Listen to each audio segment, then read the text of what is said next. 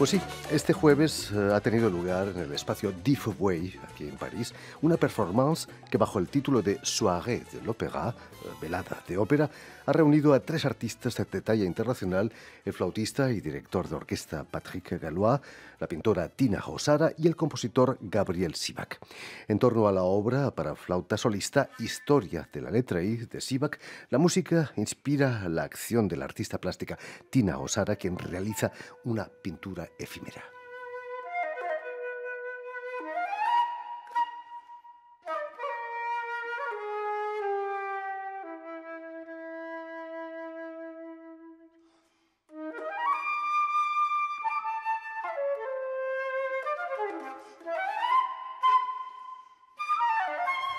Y para hablarnos de esta performance y de su trayectoria como compositor, franco-argentino, por cierto, Gabriel Sivak ha sido tan amable de venir a nuestros estudios. Buenas tardes, Gabriel. Hola, ¿qué tal, Jordi? Buenas tardes. Y sobre todo, muchísimas gracias por haber aceptado de nuevo nuestra invitación. Por favor, siempre es un placer. Permíteme, Gabriel, que explique antes que nada que has nacido en Montevideo en 1979 y que naces en Uruguay porque tu padre se vio obligado a exiliarse. Hoy precisamente se cumplen 40 años del golpe militar en Argentina. ¿Qué impresión te dan esos 40 años que han pasado? ¿Qué impresión me da? Bueno, justamente tu pregunta llega en un momento en el cual hay un nuevo gobierno en la Argentina que precisamente me da la impresión que no tiene una actitud muy crítica con respecto al pasado de la Argentina y eso la verdad que me desilusiona bastante. En lo personal he vivido el exilio ya de manera indirecta. Mis padres eran intelectuales argentinos que tuvieron que exiliarse en el 76 y recién pude volver a Argentina en el año 83. O sea que es un tema sensible para mí. Y bueno, por suerte hubo un periodo de 12 años en Argentina en la cual hubo una actitud, me parece, mucho más inteligente con respecto a hacer una revisión histórica de lo que fueron esos años terribles. Se fundó, por ejemplo, el Museo de la Memoria. Se han metido militares en prisión. Yo no creo que el nuevo gobierno vaya a destruir completamente eso, pero está destruyendo otras cosas que afectan mucho a la sociedad argentina, lamentablemente. Gabriel, ¿qué recuerdos te quedan de esos años en los que eras niño de la dictadura? Bueno, recuerdo, la verdad, muy poco porque estábamos en Uruguay. ¿Te hablaba tu padre de lo que pasaba en Buenos Aires? No, porque yo era muy niño, mi padre no me hablaba de eso. Pero tuve un tío que fue raptado durante la dictadura en el año 79 y luego en el año 85 en plena democracia. O sea que de alguna manera mi familia fue víctima de lo que ocurrió después de consumado el gobierno militar. O sea, en el año 83 no se terminó abruptamente toda esta cacería sino que continuó en grupos paralelos de militares y policías que continuaban operando en la clandestinidad. O sea que también viví de alguna manera los restos que quedaron de la dictadura durante el periodo ya democrático de Alfonsín. Es cierto, Gabriel, que de niño, y a causa de la dictadura, por tu casa pasaban artistas tan célebres como Chico Buarque, Daniel Biglietti. Es cierto, sí. ¿Qué te aportó eso? Muchísimo. Sobre todo recuerdo mucho a Biglietti, que venía a mi casa, era muy amigo. Mi padre era íntimo amigo de él y habían periodos que vivía en mi casa durante 3 semanas y yo lo veía ahí afinar la guitarra, cantar a la mañana. Y a través de él venían otros artistas como Mario Benedetti o Chico Buarque, que una vez estuvimos jugando al fútbol en la pelota, jugando al fútbol, mi hermano y yo, en mi casa. Y Chico lo recuerdo como una persona muy simple y muy inteligente. Y Biglietti también, una persona muy, muy comprometida con su arte. Gabriel, tus primeros pasos como músico lo haces como pianista y a ritmo de tango, ¿no? Era inevitable, imagino, ¿no? No, en realidad empecé tocando Bach, el libro de Ana Magdalena, Bueno, música todos. clásica, empecé ahí sufriendo un poco.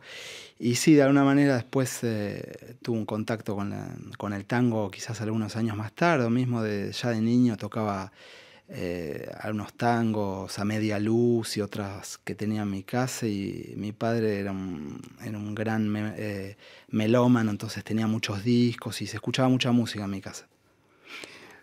Técnicamente tocar tango es muy difícil, ¿no? Por supuesto. Hay Sí, que ser sí. un gran pianista para poder meterse en esos Bueno, si uno escucha, fregaderos. por ejemplo, el trabajo de Horacio Salgán, se da cuenta que tiene una técnica impresionante, ¿no? Yo creo que es fundamental tener una buena base clásica para poder tocar después tango, sobre todo arreglos y cosas medianamente complejas, pero esto creo que se aplica casi a cualquier género que está bastante desarrollado, como mismo siendo música popular, creo que es súper importante. Hace unos meses Gabriel moría aquí en Francia, Pierre Boulez, no en Francia, por cierto, estaba en Suiza, creo que murió, el gurú de la música contemporánea Estaba en Baden-Baden, francesa, creo, en Baden-Baden, tiene razón. parece, en Alemania. ¿Fue su renombre o el renombre de la música contemporánea francesa que te hizo venir aquí a París? Sí, aunque debo decir que dentro de las distintas escuelas que hay en el siglo XX, el serialismo y Pierre Boulez siempre lo sentí un poco lejos. Nunca tuve una sensibilidad así loca por la música de Boulez. Lo respeto, me pareció un gran pensador, un gran director de orquesta. Y hay algunas obras de él, por ejemplo, Message Esquisse, que me gusta mucho, o Sur Ancis. Tiene piezas puntuales que me gustan mucho, pero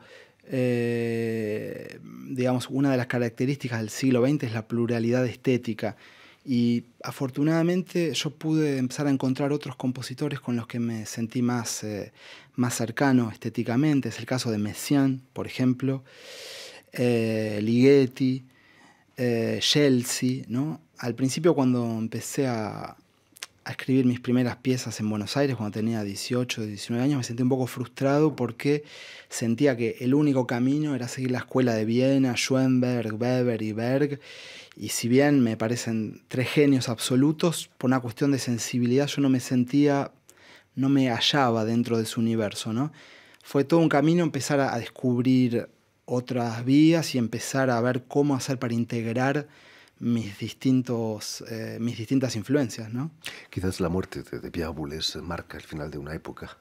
Sí, yo creo que esa época ya había empezado a terminar hace unos Años, sí, claro. varios años, no es que un día cambia, ¿no? Yo creo que es un periodo de transición, y creo ya que hace por lo menos unos 10 años que la música contemporánea está evolucionando hacia algo nuevo y se está saliendo un poco de ese pensamiento tan esquemático y tan radical que era, bueno, hay que hacer así o así. Hay como una especie de manual en Francia de cómo ser un compositor de vanguardia. Y hay gente que se toma muy en serio ese manual, y eso permite por ahí descubrir la sensibilidad que uno tiene. Hay que saltarse los dogmas, ¿no? Bueno, sí, Sobre todo en el arte. de eso se trata. Gabriel, la En última eso vez que no. estuviste aquí en estos estudios viniste de la mano de la bella violoncelista francesa Ophélie Gaillard, con la que grabaste un disco y en el que participaba incluso el cantante brasileño Toiquinho. ¿Cómo fue esa experiencia? Bueno, fue una experiencia que a mí me marcó así de por vida, lo puedo decir así. El encuentro con Toquinho fue para mí muy importante. Fue un verdadero encuentro humano y artístico. Y nada, si tuviese que resumir de alguna manera, diría que Toquinho es como un artista de otro tiempo que hoy en día es difícil encontrar, ¿no? Él vivió de alguna manera toda una época de la bohemia porteña, cuando iba con Vinicius de Moraes y María Creus a Buenos Aires, que yo no viví, pero la viví a través de los ojos de mis padres, que tenían los discos de La Fusa, que tuvieron tanto éxito.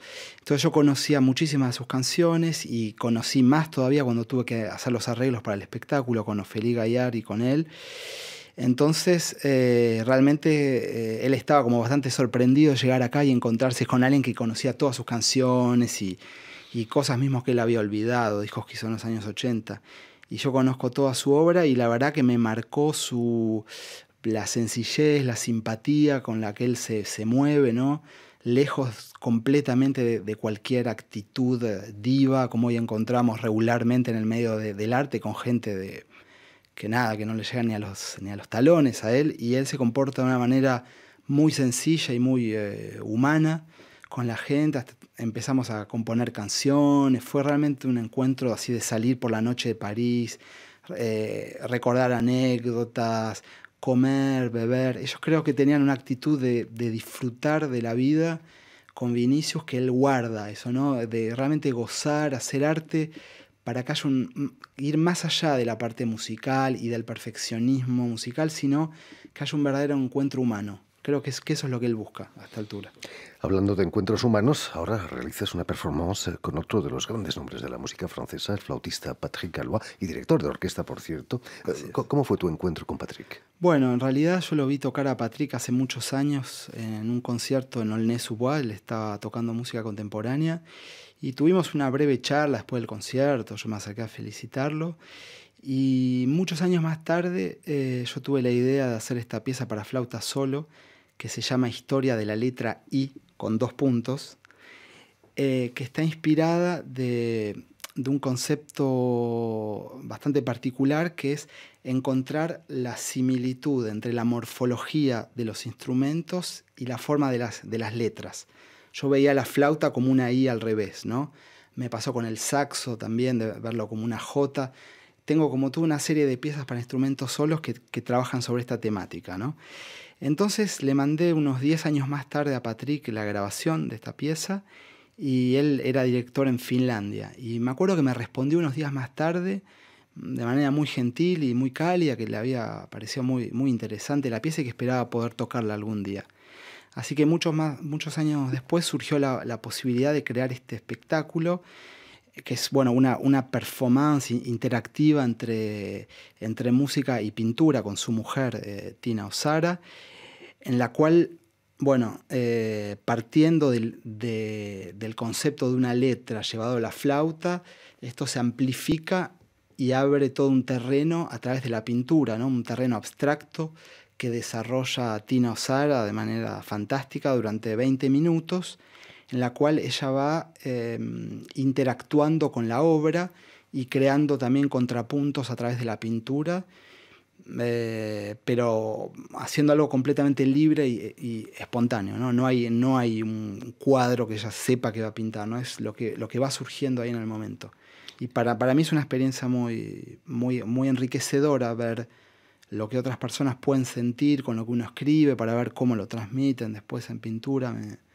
Me pareció muy, muy interesante la propuesta que me hizo Patrick para crear este espectáculo. ¿La imagen subraya tu obra? ¿La complementa quizás? Sin duda la complementa. Bueno, parafraseando un poco a Rimbaud, que decía en su poema Voyelle, que yo hice una obra para coro de niños basado en esta pieza, en este poema quiero decir, Rimbaud anticipa de alguna manera que en el futuro las artes se van a ir cruzando. Y esto es un fenómeno que vemos muy presente hoy, conciertos de música y video, pintura, danza y música, y siempre es muy enriquecedor, y lo que más me interesa es el contrapunto que se va creando entre las distintas disciplinas. Creo sin duda que enriquece la obra y la lleva a un lugar que uno no se hubiese imaginado. Eso es lo que es interesante. Gabriel, si hace un par de años grababas un disco titulado Ciudades Limítrofes, en el que abordas el tema de la inmigración, ¿imaginabas que el problema de la inmigración se convertiría en algo tan grave como está ocurriendo en estos momentos? Bueno, yo creo que ya lo era, de alguna manera. Conocí de cerca en Argentina, cuando vivía allá, el racismo profundo que tienen los argentinos, no todos, con los bolivianos, con los paraguayos, ya era un problema. O sea que no me parece un fenómeno exclusivo de estos últimos años. Es cierto que la coyuntura mundial es cada vez más compleja y uno asiste casi cotidianamente a situaciones dramáticas. También lo vi cuando vivía en España y veía los barcos que trataban de cruzar de Marruecos por el estrecho de Gibraltar. De alguna manera, y debo decirlo con tristeza, que no me sorprende, pero bueno, sin duda las situaciones son cada vez más dramáticas y más preocupantes. Creo que hay un sistema mundial económico, un modelo económico mundial que está explotando y es cada vez más evidente. Gabriel, tu último disco ha hecho mucho ruido, sobre todo por su título, Música para despertar un elefante, aquí lo tenemos. Lo has grabado en microsurco. ¿Qué ha pasado? ¿Es el nuevo estilo del microsurco, el vinilio? En vinilo. Son microsurco, le llamamos. Se llaman en España es la nueva manera de hacer música, es la vuelta a la vibración física del sonido. Bueno, sí, la verdad que esto fue una idea del productor discográfico que tengo en Suiza, que fue el productor de Ciudades Limites, que se llama Anthony Cédric Voignot. Él es una especie de melómano vintage, fanático de la estética de los años 70, ¿no? Y él me dio la idea de hacer este vinilo, utilizando algunas piezas que yo había compuesto para una orquesta de niños que se llama Las Petites Masses Symphoniques, una orquesta de niños que son 50, 60 niños en vivo y que tienen mucho éxito aquí en Francia. Entonces se me ocurrió reunir todas mis piezas que tienen un costado más infantil dentro de este vinilo que se llama Musique pour réveiller un éléphant. No lo pensé como una apología al socialismo que tú me dices, me resulta gracioso, pero los elefantes del partido. Fue un título así que surgió de manera espontánea y que lo completó mi hija con este bello dibujo. Está firmado, Eloísa. Eloísa, exacto. Así que de alguna manera pienso que la idea que me dio el productor suizo de volver al vinilo es interesante porque considero que estamos en un periodo en el cual hay una sobresaturación en el mercado de propuestas y yo pienso que hay que tomar riesgos y hay que ser audaz hoy en día en la manera de difundir el arte, y además que la calidad sonora de un vinilo es netamente superior a la de un CD o el cassette, que hoy ya nos olvidamos, la época, no sé si te acuerdas del cassette. Uno escucha mucho más los graves, hay una calidad sonora muy, muy, muy superior al CD. Por eso yo reivindico la vuelta al vinilo y creo que es una manera de reivindicar una cierta calidad que había en el arte en los años 70, hasta principios de los 90 creo que el vinilo estaba presente, y que lamentablemente, bueno, por esta coyuntura mundial del fast food y la cosa rápida, nos han llevado al CD y ahora es el MP3 que tiene menos calidad aún. Y yo pienso que en eso hay que volver a las fuentes en este momento de fast food del arte. Y sobre todo esa vibración física realmente que no tiene lo digital, ¿no? Por supuesto. Esto también obliga. Yo recuerdo que en mi casa, por ejemplo, se ponía el vinilo y era como una manera de decir, bueno, vamos a escuchar música, ¿no? En cambio, el MP3 con la publicidad de YouTube, todo eso, hay como una cosa de no profundizar. En fin, pues vamos a escuchar música, vamos a escuchar un fragmento de esta Música para despertar un elefante del compositor franco-argentino Gabriel Sivak. Muchísimas gracias, Gabriel, por haber estado aquí con nosotros. Muchísimas gracias, Jordi. Es siempre un placer hablar contigo. Mucho éxito aquí en Francia. Gracias.